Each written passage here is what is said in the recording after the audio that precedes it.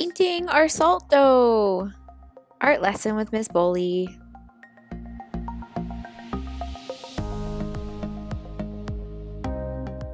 Some of the materials you're going to need are acrylic paints and or watercolor paints, markers, paint brushes or a brush.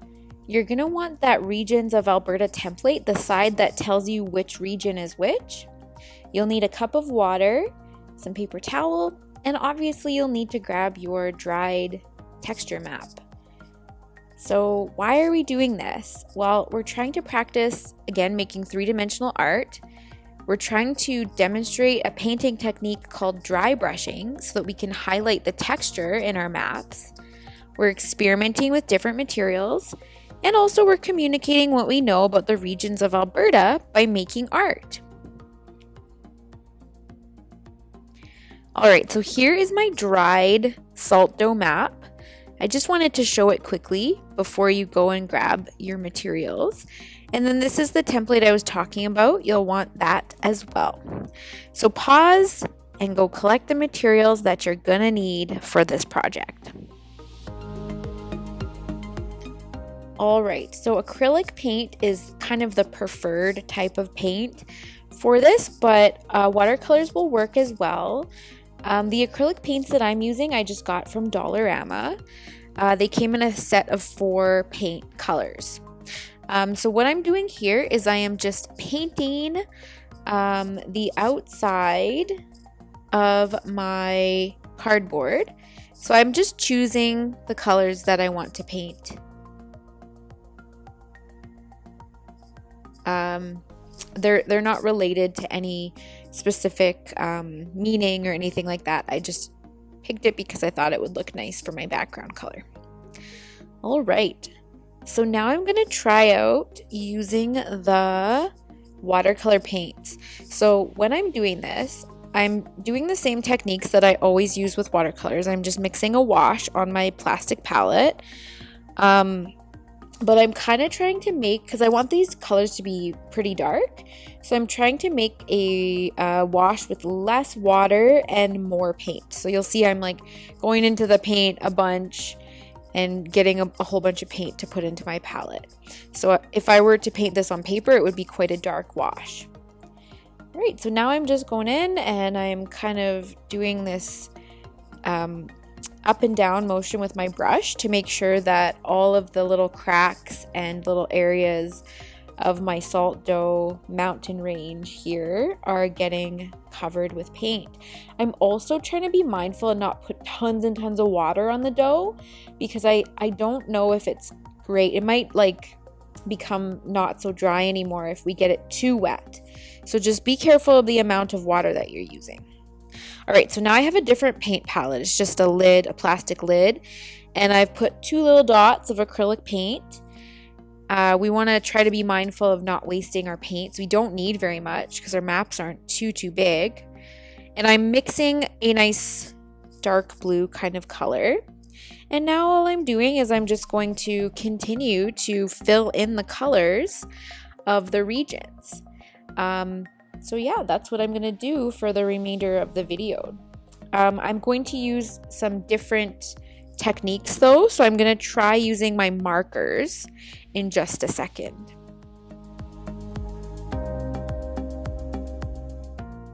So one other thing to note is you're going to want to make sure that you're painting the sides of your map because it is 3-dimensional, right? So just take your time and show good craftsmanship with this.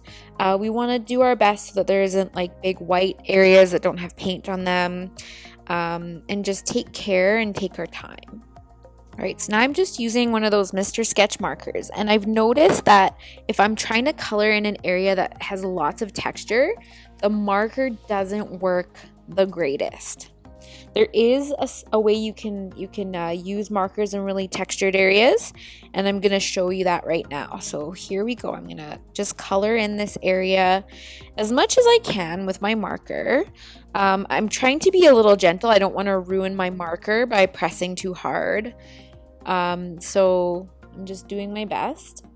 It will be a little bit sort of wet to the touch at first. you're going to need to just leave it alone and let it dry. And then it won't be like that anymore. And then what I did was I took my paintbrush with just a little bit of water on it, and I am now just spreading out the marker basically so that it covers all of the textured areas, and I can get it into all those little cracks and all those those little indents from the texture that I made. So you definitely can use washable type markers with a brush and water to add color to your salt dough map.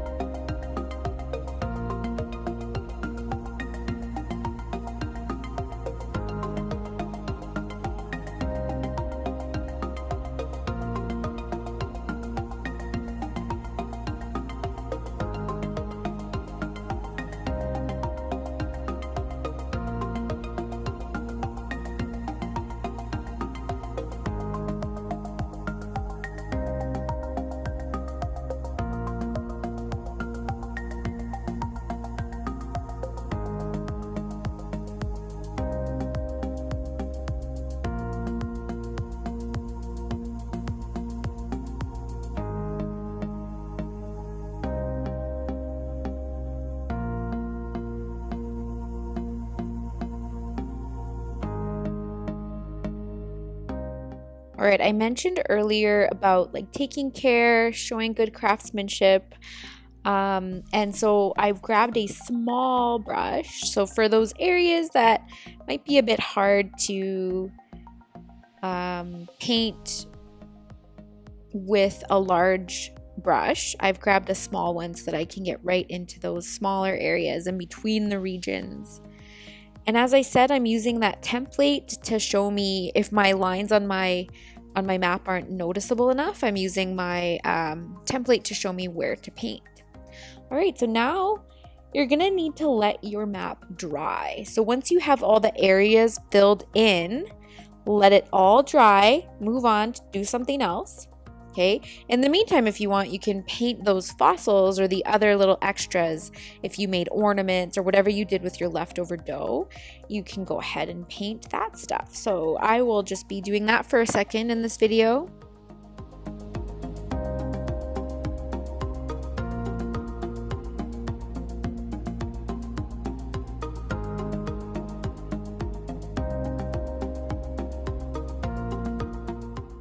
All right, so now we're gonna do the dry brushing technique. So you guys know what dry brushing is from when we did watercolors. It's basically when we take just a small amount of paint on a mostly dry brush. We can dry off our brush with our paper towel. When we do this on 3D forms, like our map, it kind of serves to highlight the texture. So have a look. I've put a little tiny bit of white acrylic paint. This will work with your markers, and it will also work with your watercolor paints. And I've just put it on my brush, and I'm not reloading the brush at all, and I'm just sort of gently brushing over the texture. And I'm only trying to get it on the raised areas, basically. So I want it to make it, do this technique to make the texture more noticeable on my map. So I'm going to do all the areas. I'm going to do some dry brushing on all of the areas. But on the lighter colored areas, like that light green area, I'm going to do a darker color of paint. And for all the darker areas, like this area here, I'm going to do like either a white or a silver paint. So I know your watercolor sets don't have white, but you can just sort of do whichever color would make most sense.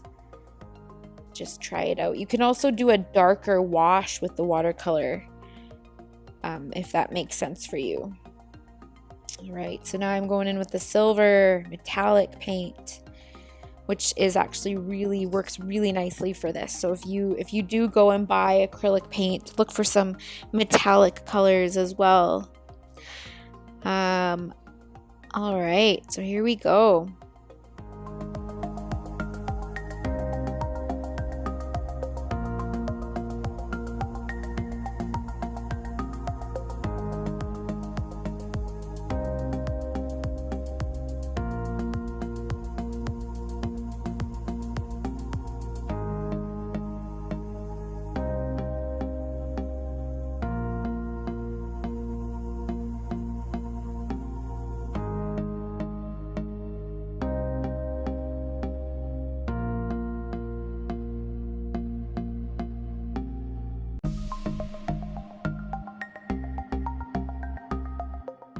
All right, so here's what I was talking about with that lighter area. If I did a white dry brush technique, you'd hardly be able to see it because of how light the paint color is. So I've done that teal green paint, and I'm just gonna highlight that texture from the string that I used. All right, there we go, dry brushing.